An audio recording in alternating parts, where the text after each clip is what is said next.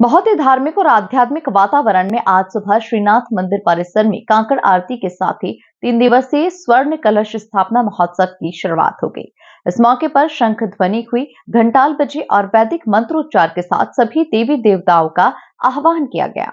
श्रीनाथ मंदिर संस्थान के अध्यक्ष सेवानिवृत्त न्यायमूर्ति और हिमाचल प्रदेश के पूर्व राज्यपाल वीएस कोकजे और सचिव संजय गो नाम जोशी ने बताया कि महोत्सव में नागपुर सहित अकोला, जलगांव, अहमदाबाद, रायपुर, भूसावल, सोलापुर, औरंगाबाद, अमरावती, हैदराबाद, मुंबई, दिल्ली आदि स्थानों से आए हजारों भक्तों ने पहले अपने गुरु योगाभयानंद जी माधवनाथ महाराज की समाधि पर शीश नवाया और उनकी पादुका का पूजन किया। शिरडी से आए अनंत लावर गुरुजी ने मुख्य यजमान संजय गो नाम जोशी और उनकी श्रीमती से नवग्रह की स्थापना कराई। 33 कोटि देवी देवताओं का आह्वान करवाया। डॉक्टर श्रीकांत तारे ने बताया कि यज्ञ देवताओं का आह्वान के साथ 4.5 फीट ऊंचे स्वर्ण कलश का जलाधिवास किया गया। श्रीनाथ मंदिर में आयोजित 3 दिवसीय स्वर्ण कलश स्थापना महोत्सव की पहली शाम भक्ति गीतों, भाव गीतों और भजनों के नाम रही। आलंदी में पधारे सुप्रसिद्ध पार्श्व गायक श्री ज्ञानेश्वर मेश्राम ने संत तुकाराम एकनाथ और संत ज्ञानेश्वर की अभंगों को मीठे सुरों से पिरोकर पूरे परिसर को भक्तिमय कर दिया। सह गायिका रेखा मानवतकर ने भक्ति गीत और भाव गीतों के दमदार प्रस्तुति देकर रसिक जनों को भाव विभोर कर दिया।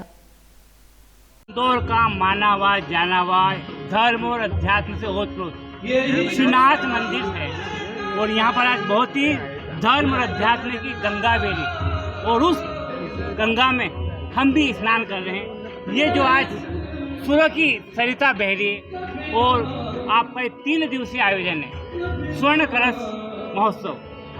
इस महोत्सव की शुरुआत कैसे हुई, कैसे मन में आया?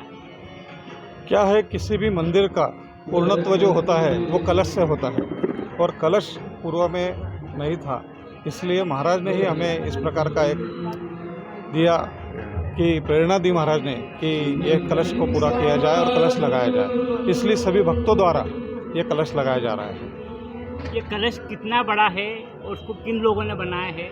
ये कलश जो है वो करीब 52 इंच का 4.25 फुट का है और तांबे का बना है और उसके ऊपर पूरा सोने का मैं देख रहा हूँ यहाँ पर बहुत सारे भक्त हैं। ये भक्त कहाँ के? माधवनाथ महाराज जी के? ये नागपुर है, पुणे है, जलगांव है, हैदराबाद है, बेंगलोर है, मुंबई है, पुणे है, सब दूर से, क्योंकि माधवनाथ महाराज ने सभी पूरे भारतवर्ष में सभी को दीक्षा दी। ये स्वर्ण महोत्सव 3 दिन में आप क्या क्या आयोजन करने जा रहे हैं?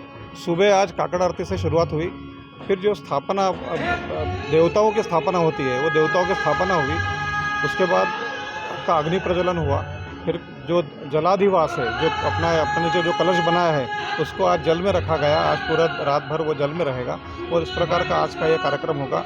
कल उसको पुष्पों में रखा जाएगा, फिर हवन होगा, फिर शाम को श्री गडकरी साहब जो है वो नाथ भक्त है वो आएंगे, तो उस समय अन्नाधिवास जो अन्न है अपन भोजन करते हैं उसका जो वो किया जाएगा उनके हस्ते। और परसों के दिन गोविंद गिरी महाराज जो है संत सत्पुरुष उनके द्वारा ये कलश चढ़ा जाएगा। यहाँ गोविंद देव गिरी जी भी आ गए, आदित्यनाथ योगी भी आ रहे और कल जो है मैंने सुना है कि केंद्रीय मंत्री आ रहे, तो ऐसा इस मंदिर की क्या महत्व है? क्या है कि अपने यहाँ सनातन धर्म में संत परंपरा बहुत बड़ी है। ज्ञानेश्वर महाराज से लेके तो माधवनाथ महाराज तक ये संत परंपरा महाराष्ट्र में और बाकी सब दूर है। इसलिए संतों का आशीर्वाद लेने के लिए ये सब लोग आते हैं और उनको ये संत ही बुलाते हैं, क्योंकि संतों का आशीर्वाद ही इनके पास है। इसलिए ये बड़े बड़े लोग जो है वो आज अपना कार्य कर रहे हैं, इसलिए उनके मन में ये इच्छा है कि अपन भी इस संत के चरणों में जाके दर्शन करें। तो कल गडकरी जी यहाँ पे कोई पूजा भी करेंगे कुछ? हाँ, गडकरी साहब कलश की पूजा करेंगे कल, उसके लिए खास आ रहे हैं वो, क्योंकि कलश की पूजा के लिए उनको बुलाया था और उसके लिए वो कल आ रहे हैं। कल शाम को भी कोई कला कंपनी आ रही है, उनका भी कोई प्रोग्राम है? कल कुमार गंधर्व जी की लड़की जो कोमकली है वो उसका कार्यक्रम है। उनकी भी इच्छा थी, क्योंकि कुमार गंधर्व जी और उनके परिवार के सब लोग हमेशा यहाँ पे आते थे और महाराज जी का आशीर्वाद उन्हें प्राप्त था, इसलिए उनकी भी इच्छा थी कि मैं गायन प्रस्तुत करूँ। आज सुमित्रा ताई भी सुन रही है, ये बड़ी बात है। सुमित्रा ताई को करीब 30-35 वर्षों से महाराज का आशीर्वाद है और जो उच्च पद पे वो गई है उसमें भी महाराज का आशीर्वाद उनको प्राप्त हुआ।